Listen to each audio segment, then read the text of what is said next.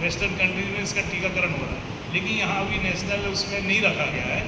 लेकिन हम ये चाहते हैं अवेयरनेस हो जाए, अपन सहयोग से इसको कल अगर हुआ कमिश्नर साहब कलेक्टर साहब के निर्देश रहे तो कल से अपन शुरू करने का सोचा है। इस संबंध में ममता जीना मैडम से मैं बोलूँगा कि इसमें सेलेंट फीचर के बारे में बताएं। Thank you sir. नमस्कार सब पत्रकार मेंबर्स को। सर्वाइकल कैंसर एक ऐसा कैंसर है जो भारत देश में जो सर्वाइकल कैंसर से महिलाओं की मृत्यु होती है उसमें दूसरे नंबर पे आता है। मतलब बहुत ही ज़्यादा महिलाएं इनसे पीड़ित हुए हैं। और अगर ये एक अकेला ऐसा कैंसर है कि जो शुरुआती स्टेज में अगर पकड़ लिया जाए कैंसर में बदलने से पहले ही, तो उसका इलाज बहुत अच्छे से किया जा सकता है। ये जो कैंसर होता है, आप चाहें तो स्लाइड देख सकते हैं। अच्छा, तो ये जो कैंसर होता है ये सर्वाइकल कैंसर इसलिए कहते हैं इसको कि ये सर्विक्स का कैंसर होता है। सर्विक्स जो बच्चेदानी का मुंह होता है, बच्चेदानी का जो निचला हिस्सा होता है उसको सर्विक्स बोलते हैं, और उसके कैंसर को ही सर्वाइकल कैंसर बोलते हैं। तो इसके लिए एक तो टीकाकरण जो डॉक्टर साहब ने बताया कि टीकाकरण किया जा सकता है छोटे बच्चों को, जैसे 9 से 14 साल के बच्चों को, तो बहुत ही इफेक्टिव टीकाकरण है ये। और अगर शादी से पहले लगा दिया जाए तो भी काफ़ी इफेक्टिव ये टीकाकरण होता है। लेकिन सब महिलाओं ये टीकाकरण सबको नहीं लगा है, तो ऐसे कंडीशन में एक स्क्रीनिंग टेस्ट होता है जिसको हम लोग बोलते हैं पैप स्मीयर टेस्ट। तो ये 25 साल से लेके 55 साल तक की महिलाओं का किया जाता है। एक बार ये टेस्ट कराने पर अगर इसकी रिपोर्ट नेगेटिव आती है तो 3 साल के अंतराल में ये टेस्ट को दोबारा कराना चाहिए। इस टेस्ट में ये जो सर्वाइकल कैंसर होता है ये HPV यानी ह्यूमन पैपिलोमा वायरस से होता है, और मतलब 99% ये इसी वायरस से होता है। इस वायरस की 16 और 18 जो स्ट्रेन होते हैं उसके कारण होता है, तो इसकी वैक्सीन उपलब्ध है। और अगर हम जो सर्वाइकल पैप स्मीयर टेस्ट कर रहे हैं उसमें हम ये वायरस का जो DNA होता है उसका भी टेस्ट लगा सकते हैं। अगर अपन HPV वायरस DNA टेस्ट साथ में लगाते हैं तो ये बहुत ही अच्छा टेस्ट हो जाता है। और उसके इसमें आपको स्क्रीनिंग 5 साल के अंतराल में करानी है। मतलब अगर आपने एक बार टेस्ट करा लिया और आपकी दोनों रिपोर्ट्स नेगेटिव है तो 5 साल के बाद आप दोबारा ये टेस्ट कराइए।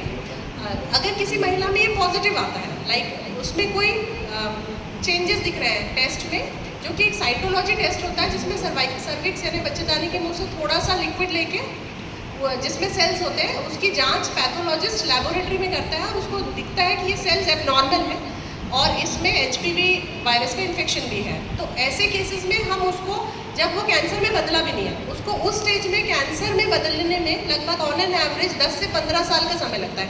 मतलब ये बीमारी जो है बहुत बड़ा विंडो पीरियड देती है हमको, कि आज अगर हमारी रिपोर्ट में आ रहा है कि इसमें प्री कैंसरस स्टेज है तो कैंसर होने में 10 साल लगेंगे। तो ये जो 10 साल का टाइम है, बहुत लंबा इंटरवल है, इसमें हम आसानी से प्री कैंसरस स्टेज में इसको ठीक कर सकते हैं।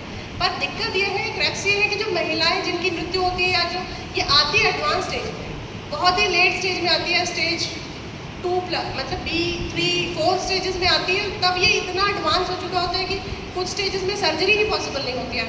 कुछ स्टेजेस में रेडियोथेरेपी प्रोसीजर्स होते हैं इसके ट्रीटमेंट के। गवर्नमेंट में थर्मल एब्लेशन हो भी रहा है, और भी दूसरे तरीके होते हैं इन प्री कैंसरस स्टेज में इस बीमारी को ठीक करने के।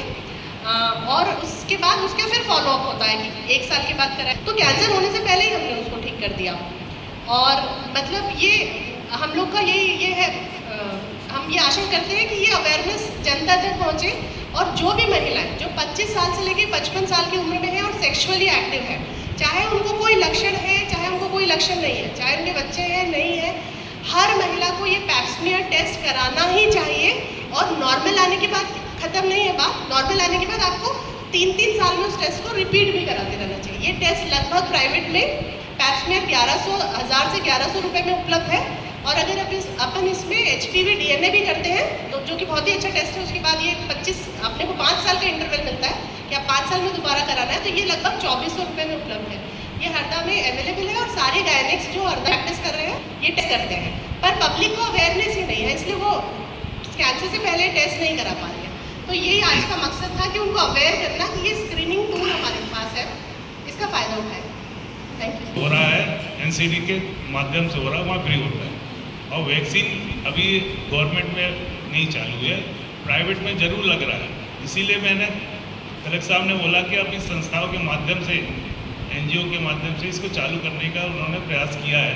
तो कल अगर उनका परमिशन मिला तो कल से आपको सर्वाइकल कैंसर क्या होता है और उसकी क्या मतलब कैसे होता है प्रेजेंटेशन और कैसे रोकथाम के बारे में बताया कि कैसे हम उसको पकड़ सकते हैं बीमारी को। मैं आपको उसके वैक्सीन के बारे में बता रहा हूँ। जैसे पुराने समय में हमारे पास वैक्सीन नहीं था, तो जो पुरानी फीमेल्स हैं उनको ये बीमारी हो रही है। जैसे हम अगर 2022 की बात करें तो उसका डाटा हमारे पास है कि इंडिया में लगभग 1.25 लाख लोगों को ये बीमारी कैंसर हुआ, सर्वाइकल कैंसर हुआ 2022 में ऑल ओवर इंडिया, और लगभग इसमें से 77,000 डेथ हुई हैं सर्वाइकल कैंसर से। अब सर्वाइकल कैंसर होता कैसे है? ये एक वायरस के थ्रू हो रहा है। ह्यूमन पैपिलोमा वायरस एक वायरस होता है जो सर्वाइकल कैंसर कराता है। ये वायरस सेक्सुअली ट्रांसमिट होता है, सेक्सुअल से ट्रांसमिट होता है मेल से फीमेल को। फीमेल्स में ये बीमारी ज़्यादा होती है, मेल्स इनके कैरियर होते हैं, मतलब मेल्स ये बीमारी एक फीमेल से दूसरे फीमेल्स को दे सकते हैं। तो मेल्स को भी इफेक्ट करती है। मेल्स को भी कुछ केसेस में ये ऑर्गन्स में कैंसर करा सकती है, पर ज़्यादातर ये फीमेल्स को कराती है। पहले के समय में इसका कोई भी वैक्सीन अवेलेबल नहीं था, अब इसका वैक्सीन आ गया है। गवर्नमेंट और संगठन के थ्रू उन बच्चों को लगाई जाए जो कि सशक्त नहीं है। जैसे नेशनल इम्यूनाइजेशन प्रोग्राम में अभी ये नहीं है, तो जो पुअर कम्युनिटी है या जो लोग हैं जो ये बीमारी अट्रैक्ट कर सकते हैं, तो उन बच्चों को ये वैक्सीन लगाई जाए ताकि आगे ये डिसीज़ बर्डन कम हो। क्योंकि अभी हम देखें तो ये सेकंड मोस्ट कॉमन कैंसर हो गया है। Second most common cancer cervical cancer है, सेकंड मोस्ट कॉमन कैंसर। तो इसलिए हम जो कि नई पॉपुलेशन कम से कम वैक्सीनेटेड होगी तो उनको ये बीमारी होगी ही नहीं, तो आगे ये कैंसर का डिसीज लोड कम हो जाएगा। अभी उतनी कॉस्ट नहीं आएगी वैक्सीन की, पर अगर बीमारी हो जाती है तो कैंसर के ट्रीटमेंट में कई गुना ज़्यादा कॉस्ट पड़ेगी। तो हम ये वैक्सीन जो है 9 से 14 साल के बच्चों में लगा सकते हैं। ये सेफ़ है, इसके कोई मेजर साइड इफ़ेक्ट्स नहीं है। 2 डोजेज़ में लगती है। पहला डोज 0 मंथ जैसे आज आपने लगवाया, और उसका सेकेंड डोज 6 मंथ्स के बाद लगता है। दूसरे फेज़ में ये है कि अगर कोई बच्ची 15 साल 14 साल को क्रॉस कर गई है तो हम 15 से 26 के बीच में भी उसको लगा सकते हैं। पहला डोज 0 डोज मतलब 0 मंथ पे लगेगा, उसके 2 महीने बाद सेकेंड डोज लगेगा, और उसके 6 महीने बाद थर्ड डोज लगेगा। ऐसे टोटल मिला के 15 से 26 साल की बच्चियों में ये वैक्सीन 3 डोज में लग जाएगा। 26 साल के बाद अभी इंडिया में इसकी परमिशन नहीं है, तो 9 से लेके 26 साल तक की महिलाएं एवं बच्चियां, उनको हम ये टीकाकरण लगा सकते हैं, और ये आगे उनको कैंसर के बचाव से मुक्त करेगा, कैंसर से बचाएगा। और जितना जल्दी लगेगा उतना ज़्यादा ये सेफ रहेगा, मतलब उतना ज़्यादा प्रोटेक्शन मिलेगा। और अगर अभी बात करें तो पहले हमारे इंडिया में ये वैक्सीन नहीं बनता था, बाहर से इंपोर्ट होता था, तो वो गार्डासिल नाम का वैक्सीन 4,000 रुपये का एक सिंगल डोज आता था। अभी इंडिया में सीरम इंस्टीट्यूट है जो वो वैक्सीन बना रहा है, वो लगभग कॉस्ट 2,000 रुपये एक वैक्सीन का होता है।